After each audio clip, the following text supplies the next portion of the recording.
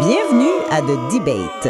Aujourd'hui, on va démarrer avec un chiffre qui donne un peu le vertige quand on y pense. Oui, on parle de 99,73 %, c'est quand même énorme. Exactement, 99,73 %.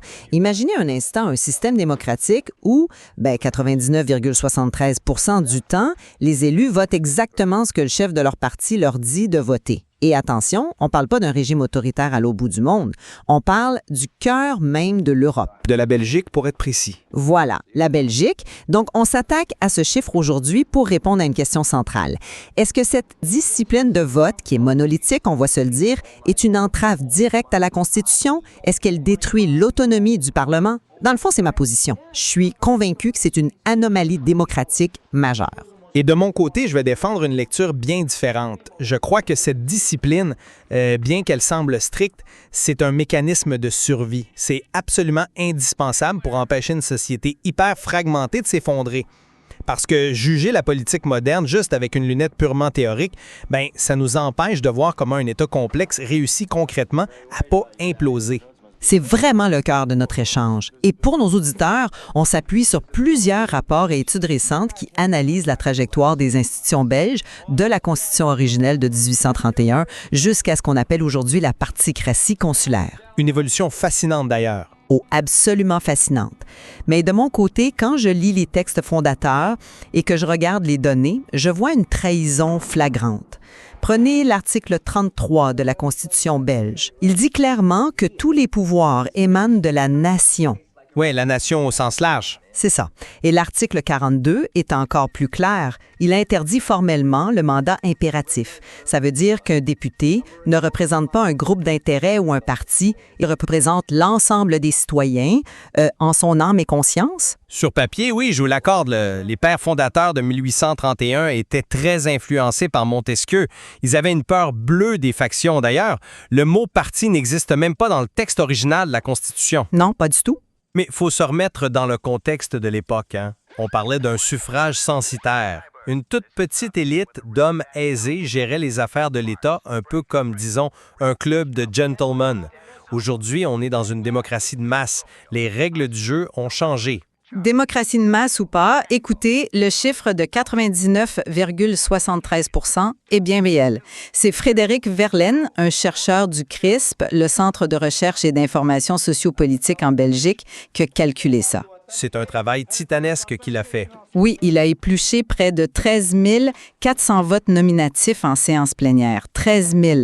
Et le constat est froidement mathématique. L'élu ne vote presque jamais, selon sa conscience, s'il y a une consigne de parti.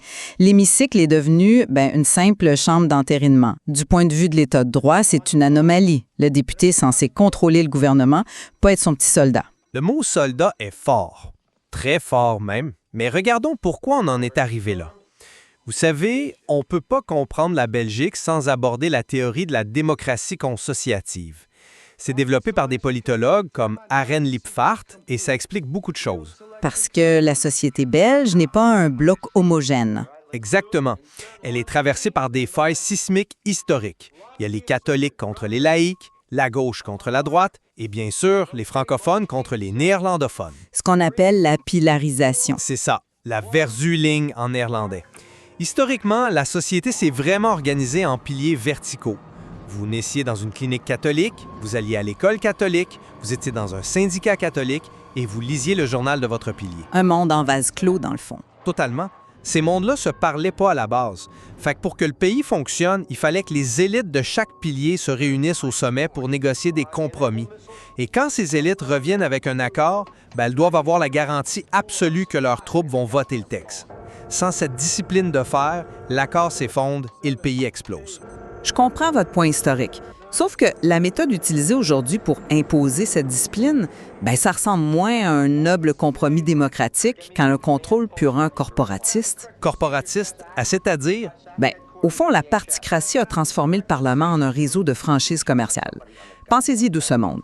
Le siège social, c'est le président de parti. Il détient la marque, il détient le budget. On parle quand même de plus de 188 millions d'euros de dotation publique annuelle. Oui, l'argent va au parti, c'est vrai. Ça va directement au parti, pas aux élus.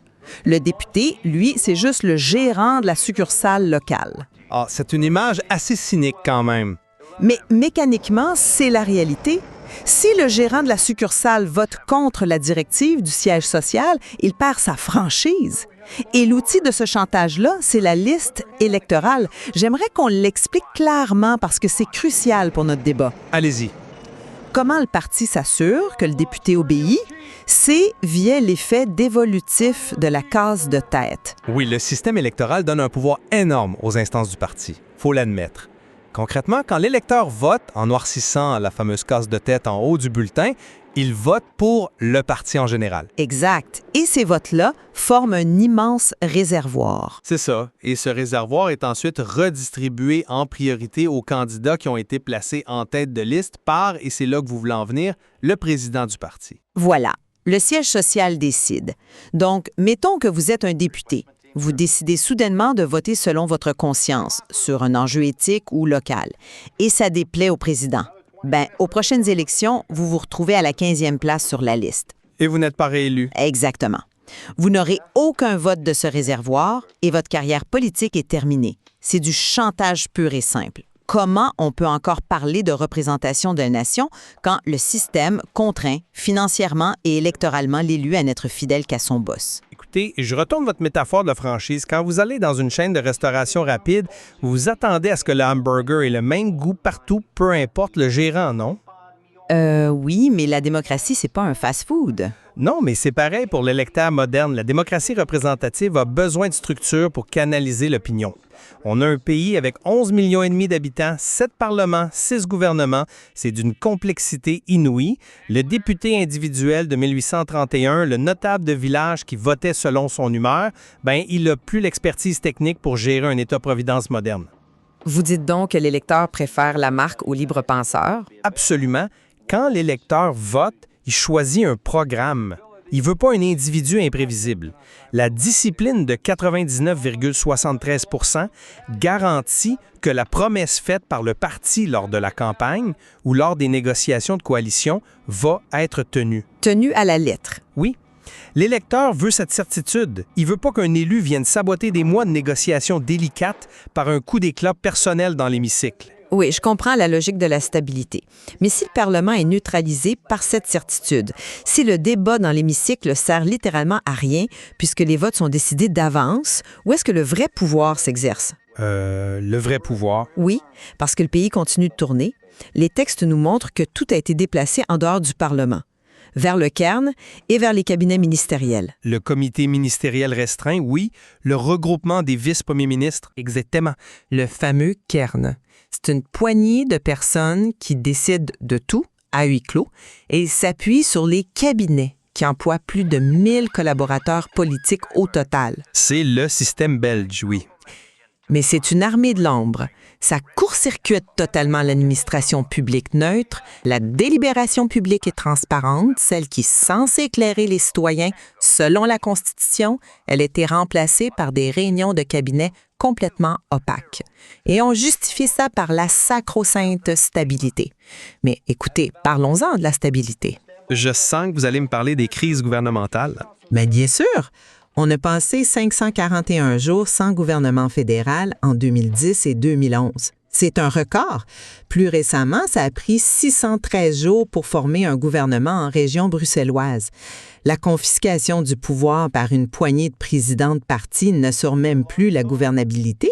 Ce verrouillage-là crée des impasses monstres. Mais attendez, c'est pas le verrouillage qui crée l'impasse, ce sont les fractures réelles du pays. Les 541 jours, c'est pas l'échec de la particratie du tout. Ah non, c'est quoi là? C'est la preuve éclatante qu'on est dans un fédéralisme bipolaire et asymétrique. Les intérêts flamands et francophones sont souvent diamétralement opposés. Forger un consensus intercommunautaire dans ces conditions, c'est essentiel et ça prend un temps fou. Mais est-ce que ça justifie de paralyser l'État pendant 1 an et demi? Écoutez, ce qui paralyserait vraiment l'État, ce serait l'absence de discipline une fois l'accord trouvé. Regardez ce qui se passe quand les partis finissent par signer un pacte de gouvernement. Prenons le récent accord Arizona en négociation, par exemple. Oui, un équilibre très précaire. C'est le mot. Et une fois signé, la machine se remet en route et c'est précisément cette discipline de parti qui permet de rattraper le retard législatif. Si on avait un Parlement où chaque député pouvait amender librement ce compromis super fragile, le gouvernement tomberait tous les 15 jours. Vous pensez que la discipline est le seul ciment? C'est la discipline de fer qui empêche la coalition de s'effondrer à chaque vote un peu difficile. C'est la seule façon d'éviter de ramener le pays aux urnes en permanence. Je veux bien entendre l'argument de l'efficacité une fois l'accord signé, je vous l'accorde. Mais regardons les conséquences de cette efficacité-là sur la société civile et sur nos droits. Parce que cette machine fermée, elle produit des courts-circuits dangereux pour l'État de droit. Des courts-circuits, vous pensez à quoi au juste? Prenez la crise sanitaire. On a vu des restrictions massives des libertés fondamentales imposées par de simples arrêtés ministériels. Le gouvernement prenait des décisions drastiques et le Parlement, au lieu de débattre et d'encadrer ses lois, il regardait passer les trains parce que la majorité soutenait aveuglement le gouvernement par discipline. C'était une situation d'urgence exceptionnelle. D'accord, alors prenons un autre exemple, la crise de l'accueil des demandeurs d'asile. Pire encore. Ah, vous faites référence aux condamnations de l'État par les tribunaux. Oui, des milliers de condamnations. L'Agence fédérale a été condamnée par la justice des milliers de fois pour ne pas avoir fourni l'accueil auquel la loi l'oblige. Et qu'est-ce que l'État a fait? Il a simplement choisi de ne pas payer les astreintes et de ne pas exécuter les décisions. C'est vrai que c'est une situation lourde. Mais on en est arrivé à une situation surréaliste où la Cour de cassation, le Conseil d'État et la Cour constitutionnelle ont dû publier un mémorandum commun, une démarche hyper exceptionnelle pour rappeler au gouvernement qu'il doit respecter les décisions de justice. Quand la discipline de parti garantit au gouvernement qu'il ne sera jamais sanctionné par son propre Parlement, même quand il bafoue ouvertement les tribunaux, c'est l'État de droit qui s'effrite. Je vous accorde que ces dérives exécutives sont très problématiques. C'est un vrai enjeu. Mais il faut comprendre ce qui retient les dirigeants d'ouvrir le jeu démocratique aujourd'hui. Pourquoi cette opacité? Pourquoi s'accrocher à cette structure rigide de 99 %? C'est ce que je me demande. C'est lié à une peur très profonde de la démocratie directe dans un pays divisé. C'est pour ça que la Constitution interdit le référendum décisionnel au niveau national. L'article 33, encore une fois. Tout à fait. Et c'est pas par mépris du citoyen, c'est par traumatisme historique. Vous parlez de la question royale. Oui, il faut remonter à 1950. À l'époque, on a organisé une consultation populaire pour savoir si le roi Léopold III devait revenir sur le trône après la guerre. Et les résultats ont été catastrophiques pour l'unité du pays. Fracturé en deux. 72 % des Flamands ont voté oui et une majorité de Wallons, autour de 58 % ont voté non. Ça amène à des grèves générales, il y a eu des morts, la Belgique a littéralement frôlé la guerre civile. Parce que la majorité démographique, la Flandre, imposait sa volonté à la minorité. Exactement. Le politologue Christian Bérend l'explique très bien dans les textes qu'on a lus. Dans un pays comme la Belgique, introduire le référendum ou même simplement relâcher la discipline partisane au Parlement, c'est donner le pouvoir mécanique à la majorité linguistique d'écraser la minorité francophone. Le fameux vote bloc contre bloc. Pas. Mais dans les faits, ce système fermé agit comme un bouclier. Il protège les minorités contre la tyrannie de la majorité. Écoutez, je comprends la logique historique. Vraiment. Mais cette justification-là, elle devient un paternalisme toxique aujourd'hui. On traite le citoyen de système V, de bétail électoral. C'est une expression courante en Flandre, oui. Et c'est terrible. On lui dit aux citoyens, ton seul rôle, c'est d'aller voter tous les 5 heures parce que le vote est obligatoire en Belgique. Tu votes pour légitimer une machinerie sur laquelle tu n'as plus aucune prise. Et le résultat de ça? La confiance envers les partis politiques s'est effondrée à 8 %. 8 %. C'est insoutenable à long terme. C'est clair que le désenchantement est massif. Mais quelle est l'alternative réaliste selon vous? L'alternative, c'est de regarder ce qui se passe dans les laboratoires démocratiques. Et la Belgique est d'ailleurs pionnière là-dedans, faut le souligner. Prenez la communauté germanophone, l'Ostbelgienne. Ah oui, avec leur Burgerrat. Exactement. Ils ont créé un conseil citoyen tiré au sort, permanent, directement rattaché au Parlement. À Bruxelles aussi, on a instauré des commissions délibératives mixtes où citoyens et élus travaillent ensemble. Oui, j'ai lu les rapports sur ces initiatives, c'est intéressant. Et les résultats sont fascinants. Quand on donne le temps et les ressources aux citoyens pour délibérer, ils ne tombent pas dans le populisme de bas étage. Ils produisent des recommandations ultra nuancées. Après un exercice de ce type en Wallonie, la confiance des élus envers la capacité des citoyens est passée de 20 à 70 C'est un bond énorme, c'est vrai. Ça prouve que plutôt que de verrouiller la Constitution pour protéger les équilibres des partis, on devrait l'utiliser pour émanciper. On le fait déjà dans d'autres domaines.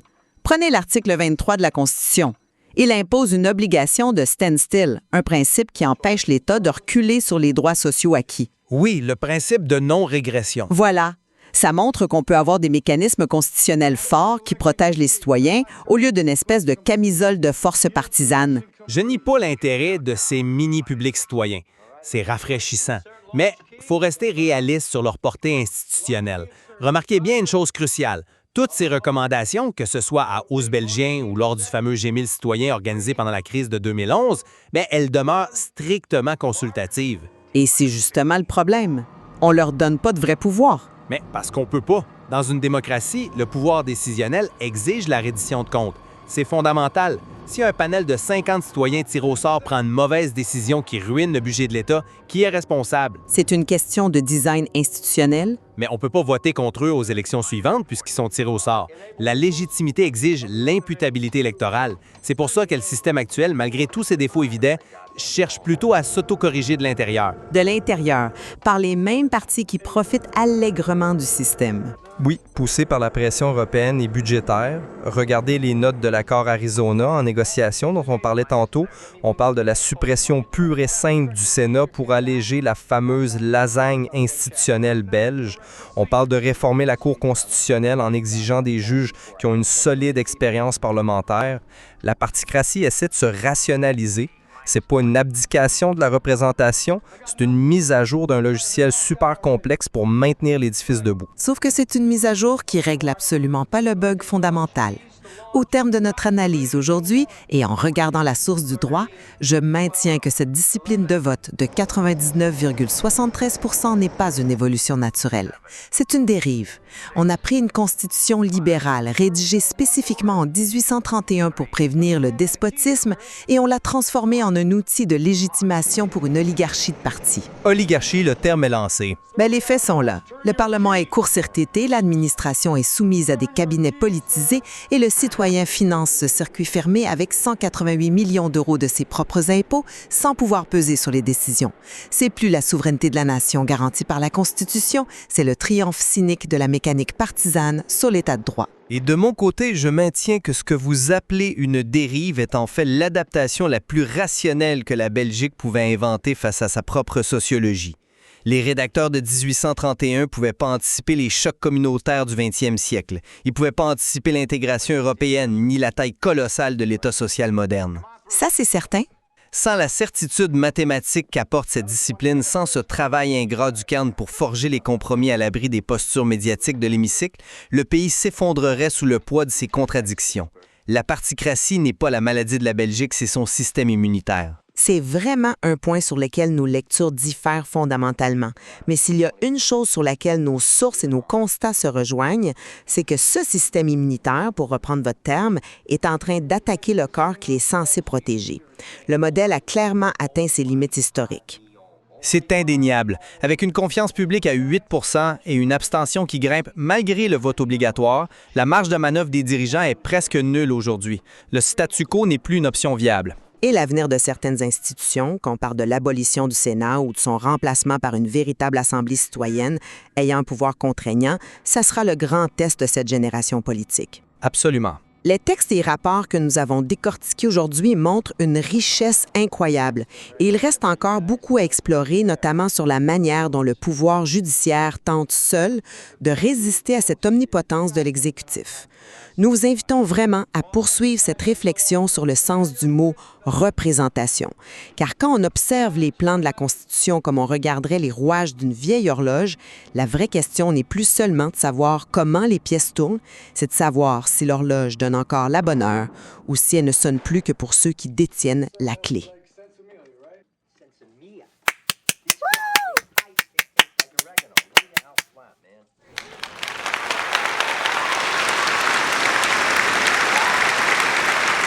99,73 %, c'est un chiffre qui n'a juste pas d'allure. Ouais, c'est fou. Normalement, quand on voit un pourcentage qui frôle le 100 comme ça, on parle d'une loi de la physique, de la gravité, genre un truc mathématique incontestable. Mhm. Ou une élection dans un régime totalitaire, mettons. Exact. Mais là, on parle du taux de discipline de vote des députés au Parlement belge. Il y a une étude extrêmement fouillée qui a passé au peigne fin plus de 13 000 votes nominatifs. 13 000, c'est pas un petit échantillon, là. Non, pas en tout. Et le résultat est capoté. 99,73 du temps, l'élu vote exactement à la virgule près, selon la ligne dictée par la direction de son parti politique. C'est un niveau d'obéissance qui donne un peu le vertige, honnêtement. Surtout quand on met ça en perspective avec l'idée de base de ce qu'est censé être une démocratie parlementaire. Ben oui, théoriquement, un parlement, c'est l'endroit où les idées s'affrontent. Absolument, c'est là où les élus délibèrent, changent d'avis, font des compromis. Mais là, à presque 100%, on n'est plus du tout dans la délibération, on est dans l'exécution pure et simple. Et c'est exactement ce qu'on va décortiquer aujourd'hui dans notre analyse en profondeur. On a rassemblé une bonne pile de documents pour vraiment comprendre cette mécanique-là. Ouais, on a du matériel super intéressant. On s'appuie sur des analyses académiques du CRISP, ça c'est le Centre de recherche et information sociopolitique, sur des rapports d'institutions internationales comme le GRACO, puis aussi sur des trucs un peu plus terrain. Comme le fameux dossier citoyen. C'est ça, le dossier d'investigation issu du projet WEFIE, qui s'intitule de façon assez percutante « La citoyenneté, c'est le brol ». Et juste pour le contexte, le brol, c'est un mot typiquement bruxellois qui désigne le désordre, un amas de choses confuses, le chaos. Ah, c'est bon à savoir. Fait que c'est un choix de titre assez ironique pour décrire une machine politique qui, de l'extérieur en tout cas, a l'air de tourner avec une précision chirurgicale. Vraiment. Puis notre but avec ces sources-là aujourd'hui, c'est pas juste de raconter une anecdote politique un peu bizarre. C'est d'analyser ce chiffre-là comme une véritable entrave constitutionnelle. C'est le cœur du problème. Comment un pays qui oblige légalement sa population à aller voter a-t-il pu en même temps vider son propre Parlement de son pouvoir réel? Et juste pour être super clair d'entrée de jeu, ouais, une petite mise en garde importante. Exact. Parce qu'on va toucher à des sujets ultra sensibles. Les documents parlent de réformes sociales majeures, des mesures d'austérité, de la fameuse coalition Arizona, de dénonciation de fraude. C'est du lourd. Notre mission aujourd'hui, c'est absolument pas de prendre position. On n'est ni à gauche ni à droite. On ne fait que regarder froidement comment la machine fonctionne à l'interne. On rapporte les faits et les arguments des documents, point final. C'est crucial de le rappeler parce que la mécanique qu'on va décrire, c'est justement ce qui explique comment ces décisions polarisantes-là sont prises puis imposées au final. Bon, décortiquons un peu tout ça. Pour comprendre l'anomalie de ce chiffre, il faut d'abord regarder ce que dit le manuel d'instruction d'origine, la Constitution de 1831. Exactement. Et quand la Constitution belge est rédigée en 1831, après leur révolution, il faut se rappeler qu'elle est vue comme une des plus modernes en Europe. Ah ouais? Ouais.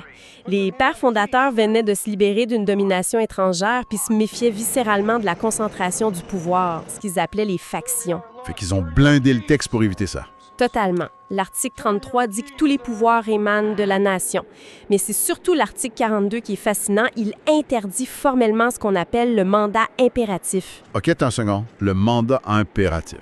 On définit ça comment concrètement? Ben, ça veut dire qu'il est littéralement illégal de donner des ordres de vote à un député. Oh, OK. Quand une personne est élue, elle représente pas juste les gens de son quartier ou les membres de son groupe. Elle représente la nation entière. Elle doit voter en son âme et conscience. C'est fou quand on y pense. Dans le fond, c'est comme si on avait conçu un immense immeuble en copropriété où le règlement officiel dit que chaque locataire a une voix totalement libre. C'est une super belle analogie. Mais là, on se réveille un siècle plus tard, puis on découvre qu'un syndicat externe, dont le nom n'est même pas écrit une seule fois dans le bail original, s'est installé dans le sous-sol puis tire absolument toutes les ficelles. C'est ça. D'ailleurs, le mot « parti politique » n'apparaissait même pas dans le texte original de la Constitution. C'était un silence assumé.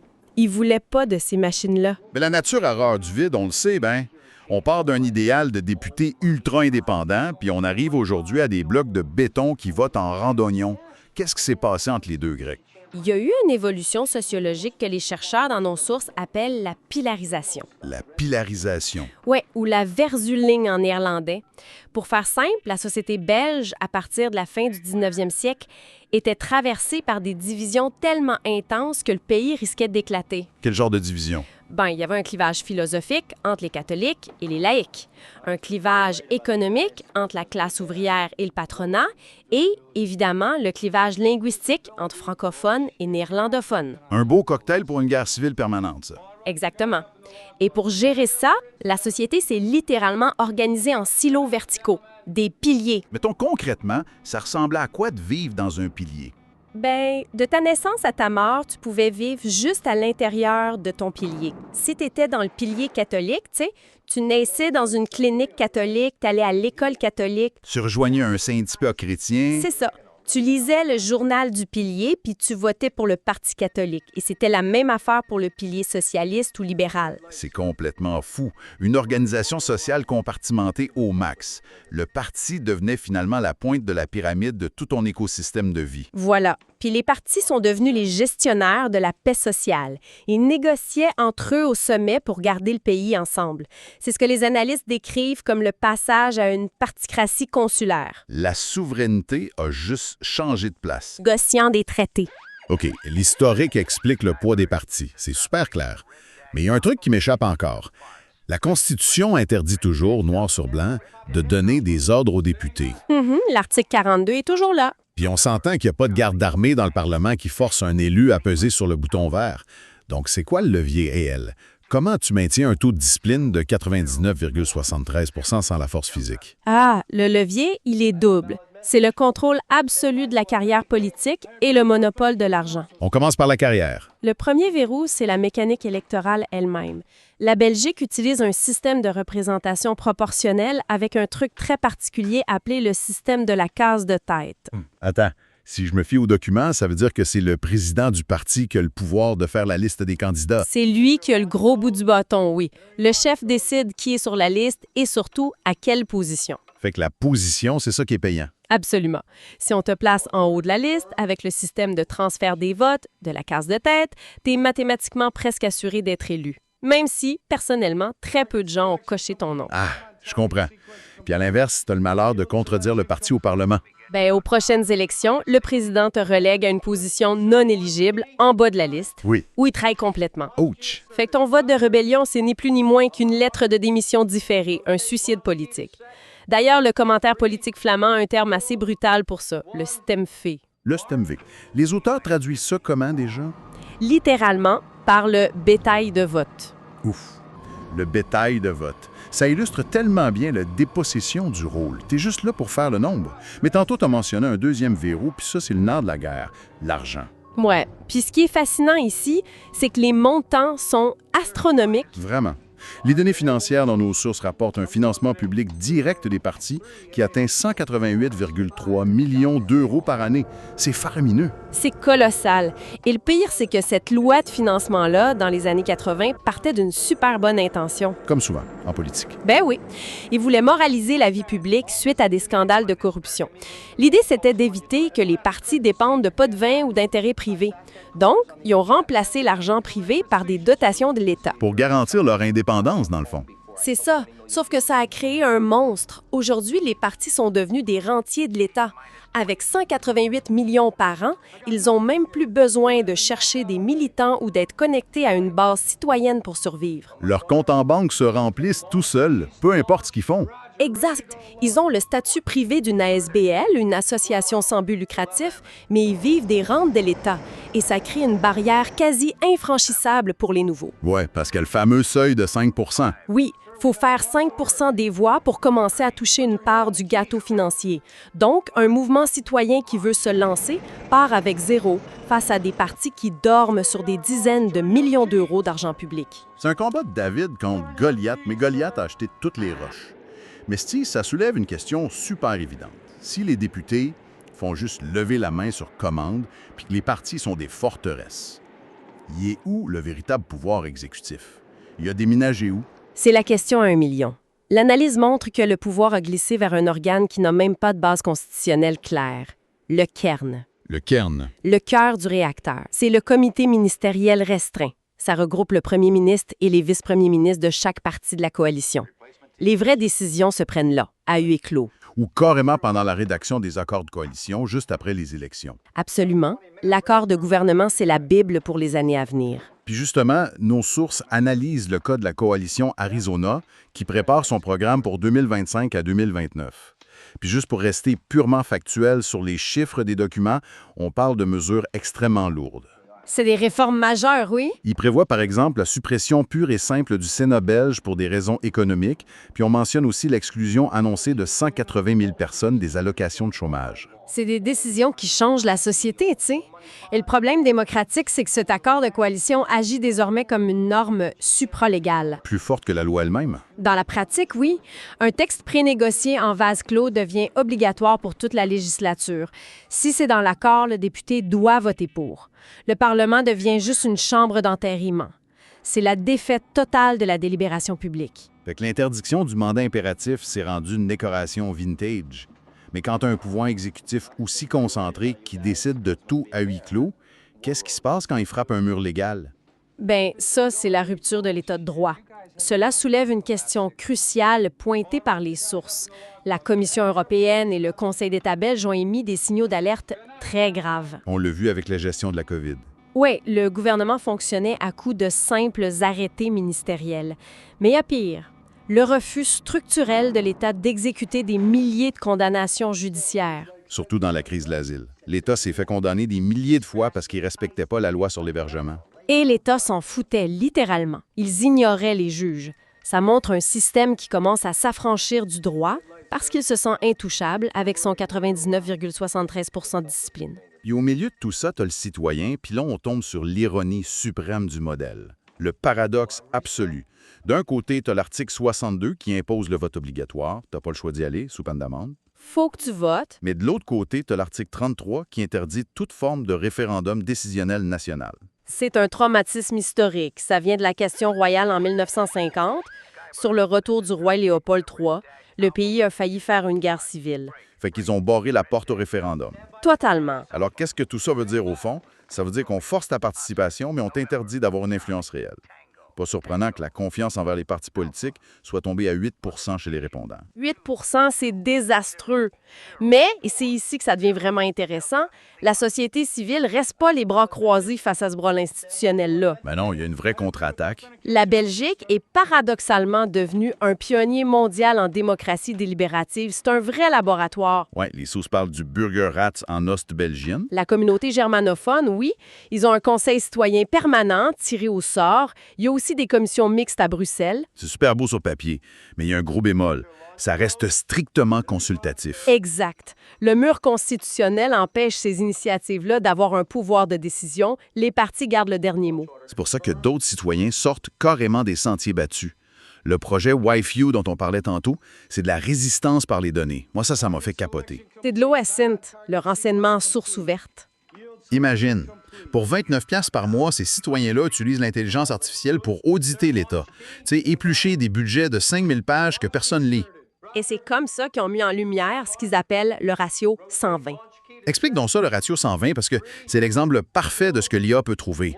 Bien, c'est l'écart de traitement de l'État face à la fraude.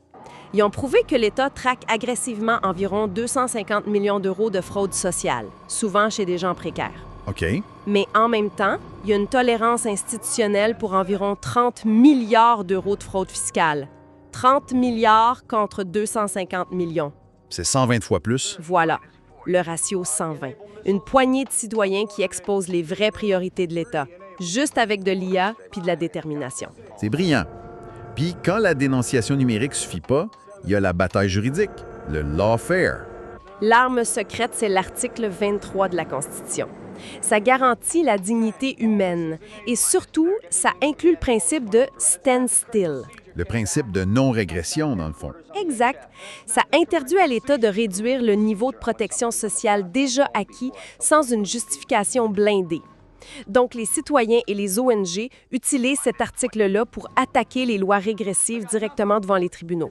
Ils bypassent le Parlement, ils forcent le système verrouillé à répondre de ses actes devant les juges. C'est une façon de reprendre le pouvoir quand la voie démocratique classique est bloquée. Fait que si on résume notre analyse aujourd'hui, le fameux 99,73 % de discipline de vote, c'est pas juste un petit fait divers parlementaire pour les nerds de politique. Vraiment pas. C'est le symptôme mathématique d'une constitution qui a été confisquée, un système où la représentation nationale était remplacée par une machine de gestion de parti.